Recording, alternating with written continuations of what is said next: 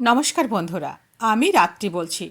বড়দের প্রণাম আর ছোটদের ভালোবাসা জানিয়ে শুরু করছি আজকে দুর্দান্ত স্বাদের একটা রেসিপি। এই রেসিপিটা তোমরা কোনো উপবাসে বা ব্রত পালনে কিংবা ওয়েট লসের ক্ষেত্রে খেতেই পারো। দেখবে এরকম রেসিপি খেলে তোমার ওজন হু হু করে কমতে থাকবে। এটা ব্রেকফাস্ট বা ডিনার বা লাঞ্চ যে কোনো সময় খেতে পারো। আজকে আমি তোমাদের বানিয়ে দেখাচ্ছি মুগ ডালের চিলা, সম্পূর্ণ নিরামিষ। এখানে আমি পেঁয়াজ, চালের গুঁড়ো কোনো কিছু ইউজ করিনি, শুধুমাত্র মুগ ডাল দিয়ে এই চিলিটা বানাবো। দেখো বন্ধু কীভাবে বানাই। এখানে আমি মুগ ডাল নিয়ে নিয়েছি, গোটা মুগ যেটাকে বলে। এটা আমরা তড়কাতেও বানাতে কাজে লাগাই, কিন্তু আজকে এটা ভিজিয়েই বানাবো মুগ ডালের চিলা, অর্থাৎ আমরা বাড়িতে যেটা সরু চাকলি বলি সেটাও বলতে পারো। এখানে মুগ ডালটাকে আমি ধুয়ে নিচ্ছি। এখানে কিন্তু আমি 50 গ্রাম মুগের ডাল নিয়েছি। এই মুগের ডালে দুটো চিলা বানাবো, কারণ ওয়েট লস করতে গেলে বেশি যদি করি, পাতলা করি, তাহলে কিন্তু তেলটা বারবার ইউজ করতে হবে। সেই কারণে একমাত্র দুটোই বানাবো। এটা প্রায় 10 ঘন্টা ভিজিয়ে রেখে দিয়েছি। এবারে জল ছেঁকে ওর সঙ্গে এক টুকরো আদা আর একটা কাঁচা লঙ্কা দিয়ে মিক্সির বাটিতে করে বেটে নিচ্ছি। পরিমাণ মতো জল দিয়ে দিলাম। এটা বেশ পাতলাই হবে, খুব ঘনও হবে না, আবার খুব পাতলা হবে না। দেখো থিকনেসটা এটা হয়েছে। এর সঙ্গে কিন্তু আমি 1 কাপ পরিমাণ জল দিয়ে দেবো। ওই মিক্সির বাটিটাতে 1 কাপ পরিমাণ জল দিয়ে খুব ভালোভাবে ধুয়ে এর সাথে দিয়ে দিলাম। এবারে এর সঙ্গে দিয়ে দেবো পরিমাণ মতো লবণ। লবণ দিয়ে এটাকে খুব ভালোভাবে গুলে নিচ্ছি, যাতে লবণটা খুব ভালোভাবে মিশে যায়। এবারে কিছুটা সবজি কেটে নিচ্ছি। আজকে আমি 3 রকম সবজি দিয়েছি, তোমরা চাইলে আরও কিছু সবজি অ্যাড করতেও পারো। আমি এখানে ক্যাপসিকাম, গাজর আর বিনস কেটেছি। এই সবজিটাকে দুভাগ করে ভাগ করে নেব, কারণ এখানে আমি দুটো চিলা বানাবো, তোমাদের প্রথমেই বলে দিয়েছি। আর এর সঙ্গে যদি তুমি আরও জল ইউজ করতে পারো, তাতে কিন্তু চিলাটা আরও পাতলা হবে, কিন্তু এই বারবার তেল ব্রাশ করতে হবে।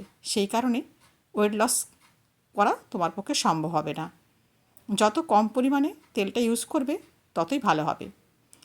এই ব্যাটারটাকেও দুভাগ করে নিয়েছি। প্রথমে এক ভাগ দিয়ে দিলাম, এই 2.5 হাতার মতো দিয়ে খুব ভালোভাবে হাতার পেছনে করে গুলে নিচ্ছি।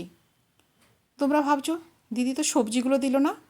সবজি দিলে কী হবে বলো তো, খুব ভালোভাবে এটা গোল করা যাবে না। তখন কি হয়, চিলাটা খুব ভালোভাবে তোলা যায় না যখন হয়ে যাবে। সেই কারণে প্রথমে এভাবে গুলে নেবে, ওপর থেকে সবজিটা ছড়িয়ে দেবে। তাতে কিন্তু কোনো অসুবিধাও হবে না, দেখতে ভীষণ ভালো হবে। আর সবজিটা কিভাবে সেদ্ধ করবে সেই পদ্ধতিও দেখে নাও। ভিডিওটা একদম স্কিপ করো না, স্কিপ করলে কিন্তু এরকমভাবে চিলা বানাতে পারবে না। সবজিটা ওপর থেকে ছড়িয়ে দিলাম। এবারে মিনিট খানেক আমি এভাবেই রেখে দিচ্ছি। দেখেছো কিছুটা হয়ে গেল সেদ্ধ। এরপরে আমি একটা থালা চাপা দিয়ে দিচ্ছি, যাতে সবজিগুলো খুব ভালোভাবে সেদ্ধ হয়ে যায়। আর সেই গ্যাসের ফ্লেমটা কিন্তু একদম লো করে দিয়েছি। মিনিট 2 বাদে ঢাকা খুললাম। ঢাকা খোলার পরে দেখতে পাচ্ছ সবজি কিন্তু অনেকটাই সেদ্ধ হয়ে গেছে। এবারে আস্তে আস্তে করে চারিধার দিয়ে আমি এটাকে উল্টে দেবো। গ্যাসের ফ্লেমটা এই পর্যায়ে আমি হাই করে দিলাম, তাহলে কিন্তু এই চিলাটা তুলতে খুব সুবিধে হবে। প্রথমে দেখো কত সুন্দর করে উপরে উঠে যাচ্ছে, একটু কিন্তু ভেঙে যাচ্ছে না। এবারে ওই পিঠটাও কিন্তু হয়ে যাবে, কিন্তু তেল আমি একদমই ইউজ করছি না। আবার গ্যাসের ফ্লেম লো করে দিয়েছিলাম। মিনিট 2 রাখার পরে চিলাটা একদম রেডি করে নিয়েছি। দেখো 2 পিঠ কিন্তু সমানভাবে হয়ে গেছে। এবারে চিলাটা আমি একটা পাত্রে তুলে রেখে দিলাম। আরেকটা চিলাও বানাচ্ছি, সেটাও তোমরা দেখে নাও। ওই একই পদ্ধতি, প্রথমে একদম তেলটাকে হালকা করে ব্রাশ করে নেব। এবারে যতটুকু ব্যাটার রয়েছে সমস্তটাই এর মধ্যে ঢেলে দিলাম। আবারও হাতার সাহায্যে গোল করে দিচ্ছি।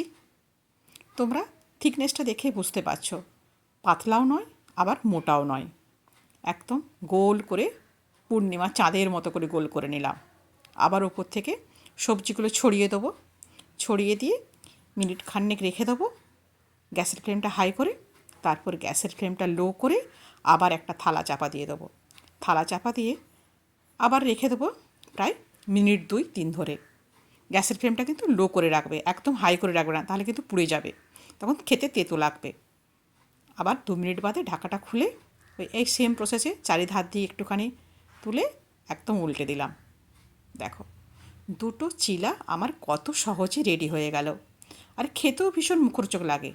দেখো, ওই চিলাটা ততক্ষণ হচ্ছে, আমি তোমাদের এই চিলাটা যেটা হয়ে গেছিলো তুলে দেখিয়ে দিচ্ছি। একটুও কিন্তু ভাঙেনি, অথচ সবজিও সেদ্ধ। আর মুচমুচেও করতে পারো, গ্যাসের ফ্লেমটা কমিয়ে অনেকক্ষণ ধরে তোমাকে রাখতে হবে, তাহলে একদম পাঁপড়ের মতো মুচমুচে হয়ে যাবে, পুরো ধোসা হয়ে যাবে।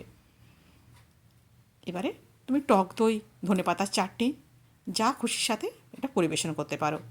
দেখো, আমি আজকে একটু ধনেপাতার চাটনি করেছিলাম, লেবু দিয়ে, বিট লবণ দিয়ে, যেহেতু নিরামিষ, আর দই, উপর থেকে বিট লবণ বা চাট মশলা আর একটু গুঁড়ো লঙ্কা ছড়িয়ে দিয়েছিলাম। দুর্দান্ত খেতে লাগে বন্ধু। আজ তাহলে এই পর্যন্তই। দেখা হবে এবার নতুন কোনো রেসিপির সাথে তোমাদের সঙ্গে করে।